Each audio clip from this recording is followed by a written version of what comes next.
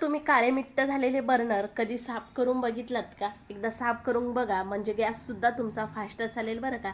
तर काय केले, गॅसचे बर्नर इथे एका भांड्यामध्ये काढून घ्यायचे. मग अर्धा चमच इतका खाण्याचा सोडा घालायचा, अर्धा लिंबू पिळायचा, डिशवॉशर घालायचं किंवा निरमा घातला तरीसुद्धा चालेल.